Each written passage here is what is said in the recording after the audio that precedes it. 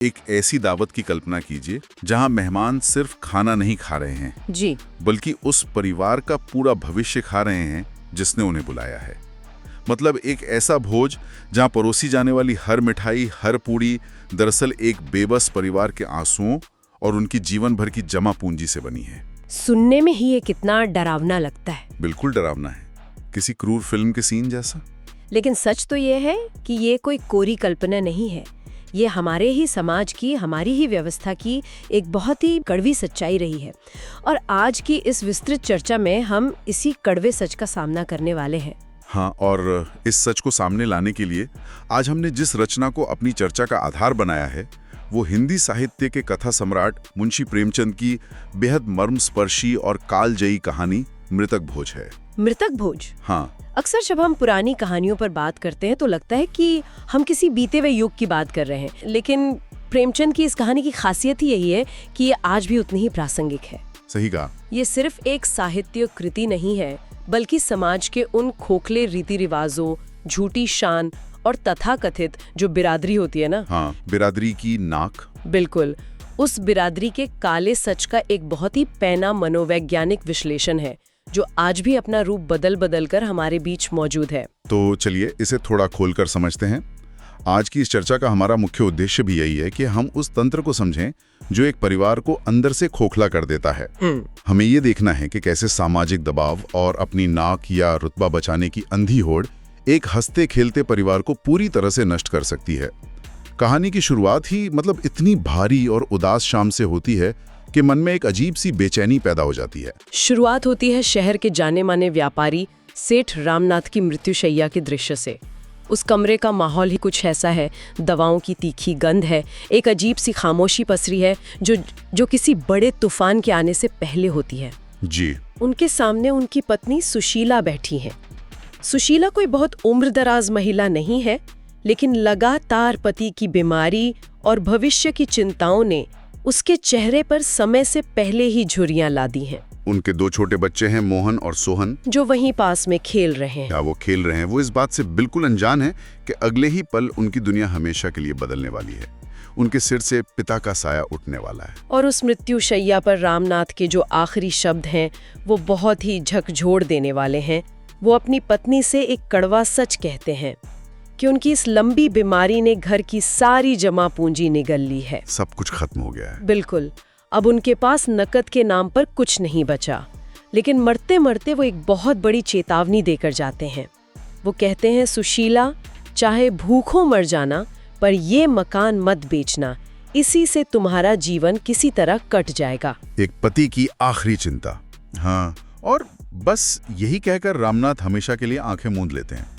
इसके बाद जो होता है, बच्चों का रोना, सुशीला की उजड़ती दुनिया का वो दृश्य, ये सब इतना हृदय विदारक है। लेकिन असली त्रासदी तो मौत के बाद शुरू होती है। यहाँ जो बात सबसे ज्यादा हैरान करने वाली है वो ये है कि समाज का दोहरा चरित्र कितनी जल्दी सामने आता है। रामनाथ की एक बहुत लंबी बीमारी का दौर चला। उस पूरे दौर में जो बिरादरी, जो समाज का एक भी व्यक्ति उनका हालचाल पूछने नहीं आया। एक भी नहीं आया। किसी ने एक बार मुड़कर नहीं देखा कि उस परिवार के पास इलाज के पैसे हैं भी या नहीं। वही लोग मौत की खबर सुनते ही हमदर्दी का बहुत बड़ा मुखौटा पहनकर उनके आंगन में जमा हो जाते हैं। ये बहुत अजीब लगता है ना कि जो लोग जिंदगी में कभी काम नहीं आए वो अचानक अंतिम संस्कार के समय इतने सक्रिय कैसे हो गए। वही तो, ये अचानक उमड़ा हुआ प्रेम और चिंता बहुत कुछ सोचने पर मजबूर करती है। क्या इसके पीछे सिर्फ परंपरा थी या कोई बहुत बड़ा आर्थिक स्वार्थ? कहानी में इन लोगों के चेहरे बहुत स्पष्ट रूप से उकेरे गए हैं। बिरादरी के मुखिया सेठ धनीराम आते हैं। उनके साथ हैं सेठ कुबेरदास, जिनकी अमीरी और पेट दोनों ही बहुत बड़े हैं। सेठ भीमचंद हैं और शहर के सबसे बड़े सूदखोर सेठ झाबरमल। और सुशीला का भाई संतलाल भी वहाँ है। हाँ, संतलाल शुरुआत में ये सोचकर राहत महसूस करता है कि चलो मुसीबत की इस घड़ी में समाज के बड़े बुजुर्ग, ये मुखिया लोग, उसकी बहन का सहारा बनेंगे। लेकिन असलियत तो कुछ और ही पक रही थी। दरअसल वे सहारा बनने नहीं आए थे, वो एक बहुत ही सोचे समझे अवसर का फायदा उठाने आए थे। और यहाँ से शुरू होता है मनोवैज्ञानिक दबाव का वो खेल जो आज भी हमारे समाज में कई जगहों पर खेला जाता है। वे सुशीला को घेर लेते हैं, और फिर धर्म का डल दिखाते हैं। बिल्कुल। सेठ कुबेरदास और झाबरमल कहते हैं कि रामनाथ एक बहुत बड़ा आदमी था, बिरादरी में उसकी नाक न कटे, लोग थू थू न करें, इसलिए एक भव्य मृतक भोज यानी मृत्यु के बाद का बहुत बड़ा आयोजन होना चाहिए। और सुशीला के पास तो पैसे ही नहीं है। सुशीला जब हाथ जोड़कर कहती है कि उसके पास तो कफन तक के पैसे नहीं है, पति की बीमारी में सब कुछ बिक गया, तो ये ठेकेदार उसे सीधा धर्म और अंधविश्वास का डर दिखाना शुरू कर देते हैं। ये डराने का तरीका देखिए। वो एक अकेली औरत को जिसने अभी अभी अपना सुहाग खोया है, ये कहकर डराते हैं कि अगर मृतक भोज पूरे विधि विधान और शानो शौकत से नहीं हुआ तो रामनाथ की आत्मा को शांति नहीं मिलेगी, वो प्रेत बन के भटकेगी। एक विधवा को इस तरह डराना। सोचिए उस औरत की मानसिक स्थिति। उसके पास कफन के पैसे नहीं है, लेकिन बिरादरी को इस बात की चिंता है कि उनकी दावत में, उनके मालपुओं में कोई कमी न रह जाए, ताकि समाज में उनकी झूठी इज्जत बनी रहे। ये एक बहुत ही क्लासिक आजमाया हुआ तरीका है समाज द्वारा कमजोर को दबाने का। डर और अपराध बोध, इन दो हथियारों का इस्तेमाल करके सुशीला को उस जाल में फंसाया जाता है। मुखिया धनीराम उसे समझाता है कि मकान का क्या है, मकान क्या साथ जाएगा, और रामनाथ की आत्मा मकान से बहुत बढ़कर है। यही तर्क देते हैं वो। उसे समझाया जाता है कि संपत्ति तो आनी जानी चीज है, लेकिन पति की आत्मा की शांति और बिरादरी में इज्जत सबसे बड़ी बात है। और फिर यहाँ से शुरू होता है एक ऐसा षड्यंत्र जिसे बहुत ही चालाकी से व्यापार और मदद का नाम दिया जाता है। यहाँ ये बात बहुत ही दिलचस्प हो जाती है, दिलचस्प और खौफनाक भी। जब ये तय हो जाता है कि सुशीला के पास पैसे नहीं हैं, तो वही दयालु सेठ कुबेरदास आगे आता है। वो कहता है कि आजकल बाजार में बहुत मंदी है, इस मकान के कोई 15,000 रुपए भी नहीं देगा। लेकिन क्योंकि वो रामनाथ का सच्चा दोस्त है और दोस्त के परिवार की मदद करना उसका फर्ज है, इसलिए वो अपनी तरफ से 20,000 रुपए दे देगा। उसका गणित ये है कि 10,000 मृतक भोज के आयोजन में लग जाएंगे और बाकी बचे 10,000 से सुशीला और उसके बच्चे अपनी जिंदगी आसानी से काट लेंगे। अगर हम इसे बड़ी तस्वीर से जोड़कर देखें तो ये कोई व्यापार या किसी लाचार की मदद बिल्कुल नहीं थी।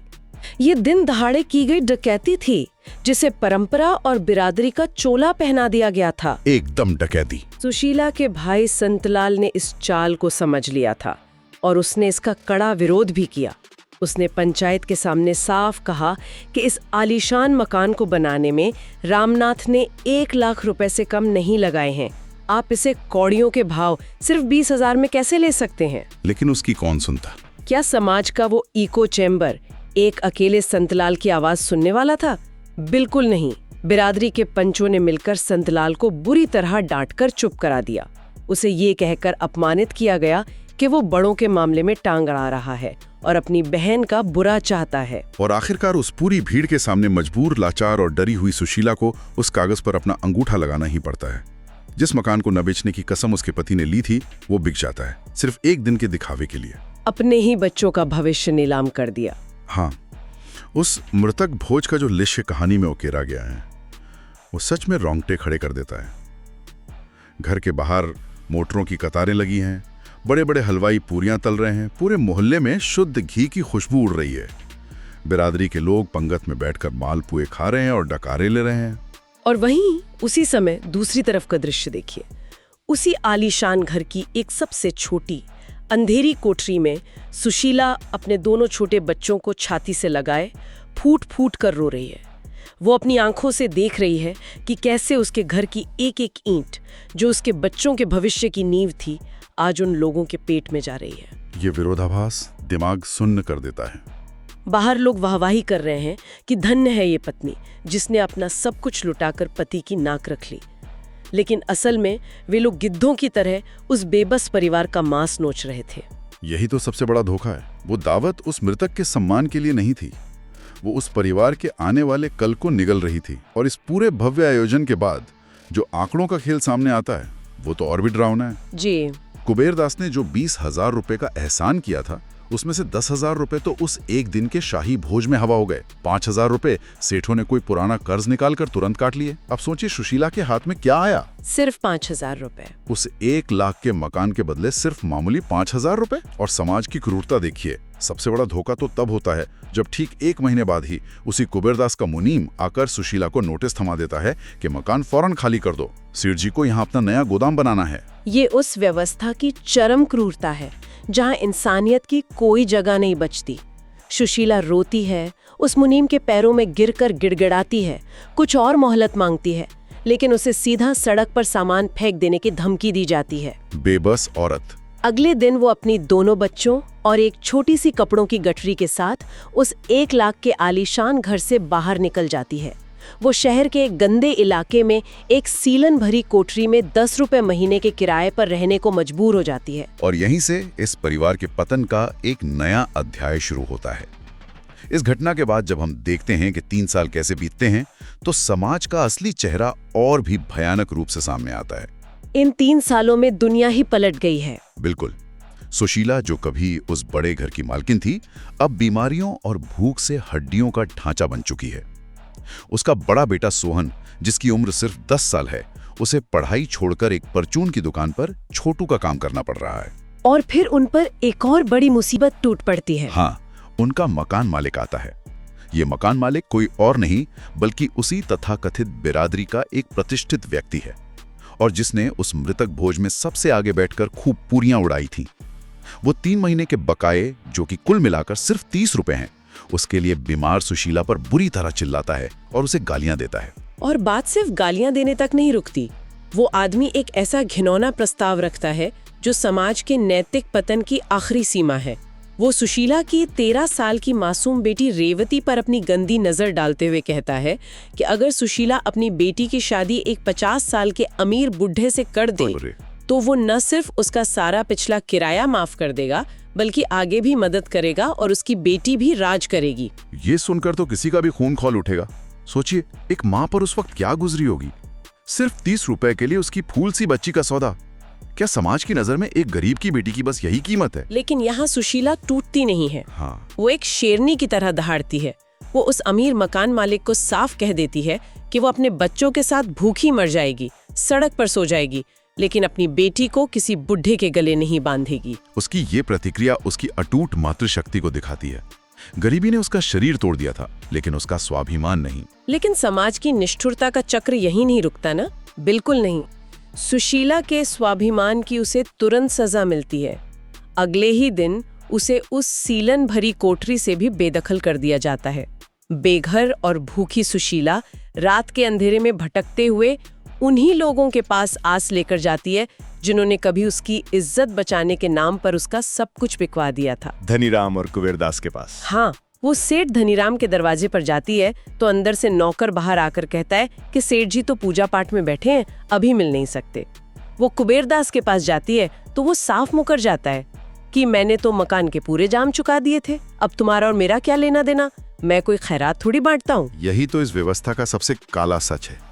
जिन लोगों ने नियम और धर्म का वास्ता देकर उसे बर्बाद किया, वही लोग अब उसे पहचानने से भी इनकार कर रहे हैं। और तब उस भयंकर विपत्ति में, बारिश की उस रात में, कौन उस परिवार का साथ देता है? एक गरीब बुढ़िया। जी, कोई महल वाला सेठ नहीं, बल्कि एक बहुत ही गरीब बूढ़ी विधवा जो दिन भर सड़क किनारे सब्जी बेचती थी।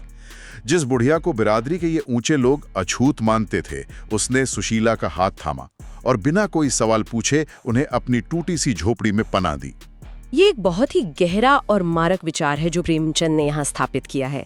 इंसानियत और करुणा महलों की मोहताज नहीं होती, वो अक्सर कच्ची झोपड़ियों में ही बसती हैं। सही कहा। बड़े बड़े धर्म के ठेकेदार जब मुंह मोड़ लेते हैं, तब समाज का वो वर्ग जिसे वे नीचा समझते हैं, वही वास्तव में धर्म और मानवता का सच्चा पालन करता है। लेकिन कहानी यहाँ खत्म नहीं होती। हाँ, क्योंकि सुशीला की मुसीबतें अभी खत्म नहीं हुई थीं।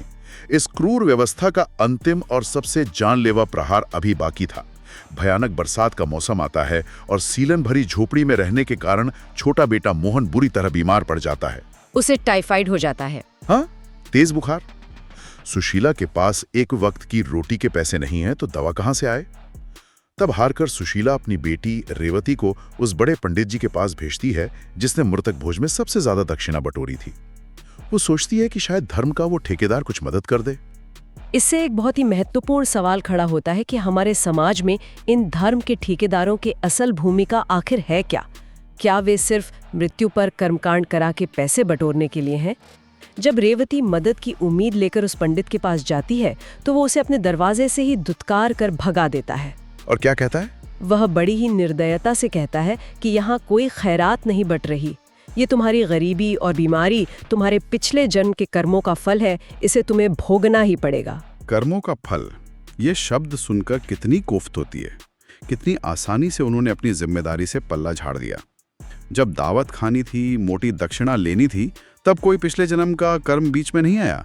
लेकिन जब उसी परिवार के एक तड़पते हुए बच्चे की जान बचानी थी तो उसे कर्मों का फल बता दिया। और बिना इलाज के छोटा मोहन अपनी बेबस माँ की गोद में तड़प तड़प कर दम तोड़ देता है। सुशीला अब रोती नहीं है, वो पत्थर हो चुकी है। वो भगवान से पूछती है कि उसने समाज की हर बात मानी, बिरादरी का हर नियम निभाया, अपना सब कुछ लुटा दिया, और बदले में उसे क्या मिला? उसके बच्चे की मौत। मोहन की मौत सुशीला को पूरी तरह तोड़ देती है। वो बिस्तर पकड़ लेती है। अब उस झोपड़ी की, अपनी बीमार माँ का पेट पालने की जिम्मेदारी उस 14 साल की नन्ही रेवती के नाजुक कंधों पर आ जाती है। वो दूसरों के घरों में बर्तन मांजती है और इसी जद्दोजहद के दौरान समाज के उन भेड़ियों की नजर एक बार फिर उस परिवार पर पड़ती है। जी हाँ, सेठ कुबेर दास, वही इंसान जिसने चालाकी से उनका घर हड़पा था। उसकी नजर बाजार में काम करती रेवती पर पड़ती है। वो उसे अपनी दुकान पर किसी बहाने से बुलाता है और एक बहुत ही घिनौना प्रस्ताव देता है। जी। वो अपनी तिजोरी से एक बड़ा नोट निकालता है, रेवती की तरफ फेंकता है और कहता है कि वो दूसरों के घरों में बर्तन मांजना छोड़ दे और उसकी रानी यानी उसकी रखेल बनकर रहे। लेकिन रेवती कोई डरी हुई सुशीला नहीं थी। बिल्कुल नहीं। रेवती का खून खौल उठता है। वो आगे बढ़ती है, वो नोट उठाती है और सीधा सेठ कुबेरदास के मुंह पर दे मारती है। रेवती का वो संवाद पूरी कहानी की आत्मा है। वो पूरी ताकत से चिल्लाकर कहती है, सेठ, हम गरीब जरूर हैं पर बिकाऊ नहीं। जिस बिरादरी ने मेरे भाई को बिना दवा के मरने दिया, जिसने मेरी माँ को जिंदा लाश बना दिया, उस बिरादरी और तुम्हारी इस गंदी दौलत पर मैं थूकती हूँ। बहुत ही ताकतवर पल है ये सिर्फ एक लड़की का गुस्सा नहीं था, ये उस पूरी खोखली व्यवस्था के मुंह पर एक बहुत बड़ा तमाचा था। रेवती ने वो बात कह दी थी जो कहने की हिम्मत किसी में नहीं थी। लेकिन कुबेरदास जैसे लोगों का अहंकार बहुत बड़ा होता है। वो तुरंत अपनी ताकत का इस्तेमाल करता है और बिरादरी की पंचायत बुला लेता है। और देखिए, इस पंचायत में क्या अजीबोगरीब तर्क दिया जाता है। वो कहता है कि रामनाथ की लड़की अब हाथ से निकल गई है, बड़ों का सम्मान नहीं करती, और बिरादरी का उस पर हक है कि उसे सही रास्ते पर लाए। जी। और क्या फैसला सुनाया जाता है? पंच मिलकर फैसला करते हैं कि रेवती को सबक सिखाने के लिए उसकी शादी जबरन उसी 50 साल के सूदखोर बुड्ढे झाबरमल से कर दी जाए। ये दर्शाता है कि समाज में पंचायत और बिरादरी के नियम सिर्फ अमीरों और ताकतवर लोगों की सुविधा के लिए बनाए जाते हैं। जब एक लड़की ने उनके खोखलेपन को आईना दिखाया तो उसे सजा देने के लिए फिर से उसी पंचायत का हथियार की तरह इस्तेमाल किया गया। जो कई दिनों से बिस्तर से उड़ भी नहीं पा रही थी, उसमें अचानक ताकत आ जाती है। वो खड़ी होती है, रेवती का हाथ कसकर पकड़ती है और कहती है, नहीं बेटी, अब और नहीं। मैंने एक बार इस समाज के डर से अपना घर बेच दिया, अपना बेटा खो दिया। अब मैं तुझे इन भेड़ियों के हवाले बिल्कुल नहीं करूंगी। रात का घना अंधेरा है, बारिश हो रही है। दोनों माँ बेटी चुपचाप उस झोपड़ी से निकलती हैं और उफनती हुई गंगा नदी के किनारे पहुंच जाती हैं। उस उफनती नदी के किनारे सुशीला अपनी बेटी से पूछती है कि बेटी, डर तो नहीं लग रहा? और रेवती जो जवाब देती है वो व्यवस्था पर सबसे बड़ी चोट है। वो कहती है, नहीं माँ, तुम्हारे साथ तो नर्क भी स्वर्ग है, बस मुझे इन जालिमों के हाथों में पड़ने से बचा लो। रोंगटे खड़े हो जाते हैं ये सोचकर। सुशीला हाथ जोड़कर ईश्वर से प्रार्थना करती है कि इस समाज में गरीबों और बेबसों के लिए कोई जगह नहीं है, इसलिए ईश्वर उन्हें अपनी शरण में ले ले। और फिर अंधेरे में एक छपाक की आवाज होती है और सब कुछ हमेशा के लिए शांत हो जाता है। उन दोनों ने अपनी जान दे दी, सिर्फ खुद को उस तथाकथित सभ्य समाज से बचाने के लिए जो उन्हें जिंदा निगल जाना चाहता था। अगली सुबह जब गंगा किनारे दोनों माँ बेटी की एक दूसरे से लिपटी हुई लाशें मिलती हैं, तो बिरादरी के लोगों की प्रतिक्रिया आपको अंदर तक हिला देगी। कुबेरदास और धनीराम वहां पहुंचते हैं और क्या कहते हैं? वो कहते हैं, चलो अच्छा हुआ, बिरादरी की बदनामी तो ना होगी, खुद ही मर गई। उन्हें किसी की जान जाने का रत्ती भर भी अफसोस नहीं। रत्ती भर भी नहीं। उन्हें सिर्फ अपनी इस झूठी बदनामी से बचने की खुशी है। लेकिन तभी उस भीड़ को चीरता हुआ सुशीला का भाई संतलाल आगे आता है। वो इंसान जो कहानी की शुरुआत से चुप था, वो फूट फूट कर रोते हुए फट पड़ता है। वो उन सेठों की तरफ इशारा करके चीख कर कहता है, ये आत्महत्या नहीं है, ये हत्या है। तुम लोगों ने अपनी इज्जत के नाम पर एक हंसते खेलते परिवार को जिंदा खा लिया। धिक्कार है तुम पर। हाँ, संतलाल की वो चीख दरअसल लेखक मुंशी प्रेमचंद की अपनी आवाज है, जो सीधे समाज की सोई हुई चेतना पर प्रहार कर रही है। तो इस सब का असल मतलब क्या है? आज की इस विस्तृत चर्चा से हम क्या सीख लेकर जा रहे हैं? ये कोई 100 साल पुरानी धूल खाई हुई कहानी पर नहीं है। आज भी हमारे चारों तरफ नजर दौड़ाइए। समाज में दिखावे और झूठी शान के नाम पर लाखों रुपए पानी की तरह बहा दिए जाते हैं। बिल्कुल। चाहे वो हैसियत से बढ़कर की जाने वाली बड़ी बड़ी डेस्टिनेशन शादियां हों या फिर मौत के बाद होने वाले दिखावटी मृत्यु भोज। आज भी लोग पर्सनल लोन लेकर अपना घर गिरवी रखकर भी समाज की नाक बचाने की कोशिश करते हैं ताकि कोई ताना ना मारे। ये तुलना बिल्कुल सटीक है। हमें गहराई से ये समझना होगा कि असली श्रद्धांजलि या सम्मान सैकड़ों लोगों को बुलाकर मालपुए खिलाने में नहीं है, बल्कि उस टूटे हुए परिवार को आर्थिक और मानसिक सहारा देने में है। अगर किसी समाज का काम सिर्फ नियम थोपना और सजा देना रह जाए तो वो समाज रक्षक नहीं भक्षक बन जाता है। भक्षक बन जाता है, सही कहा। हमें खुद से ये तय करना होगा कि हम अनजाने में ही सही ऐसी किसी भी व्यवस्था या इको चेम्बर का हिस्सा ना बने जो किसी के आंसुओं पर अपनी बुनियाद खड़ी करती हो। ये बहुत ही जरूरी बात है। दिखावे की ये भूख कभी शांत नहीं होती, ये सिर्फ जिंदगियां निगलती है। प्रेमचंद की इस कहानी ने हमें अंदर तक झकझोर कर रख दिया है और इस चर्चा के अंत में एक ऐसा सवाल उभर कर सामने आता है जिस पर गहराई से अकेले में विचार करने की आवश्यकता है। अगर किसी समाज की इज्जत और उसकी नाक की कीमत उसी समाज के जीते जागते इंसानों की जान और उनके भविष्य से ज्यादा महंगी हो जाए, तो क्या वो समाज वास्तव में जीवित है या वो खुद एक चलती फिरती लाश बन चुका है?